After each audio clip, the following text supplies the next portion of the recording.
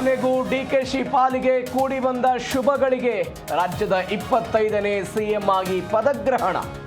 ಅಜ್ಜಯ್ಯನ ಹೆಸರಿನಲ್ಲಿ ಪ್ರಮಾಣ.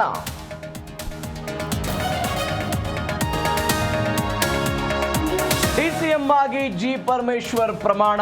ಮೊದಲ ಹಂತದಲ್ಲಿ 13 ಮಂದಿಗೆ ಸಂಪುಟದಲ್ಲಿ ಸ್ಥಾನ. ಪ್ರಧಾನಿ ಸೇರಿ ಗಣ್ಯರಿಂದ ಶುಭ ಹಾರೈಕೆ.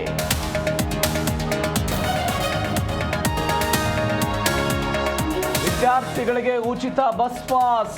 ಶೀಘ್ರ ಖಾಲಿ ಇರುವ ಹುದ್ದೆಗಳ ಭರ್ತಿಗೆ ಕ್ರಮ. ಕ್ಯಾಬಿನೆಟ್ ಸಭೆಯಲ್ಲಿ ಮಹತ್ವದ ತೀರ್ಮಾನ.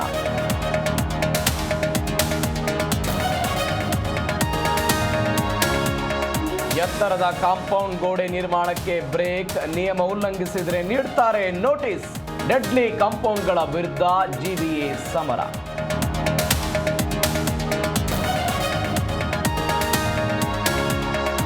ಹಳದಿ ಮಾರ್ಗದಲ್ಲಿ ಹೆಚ್ಚುವರಿ ಮೆಟ್ರೋ ಸೇವೆ.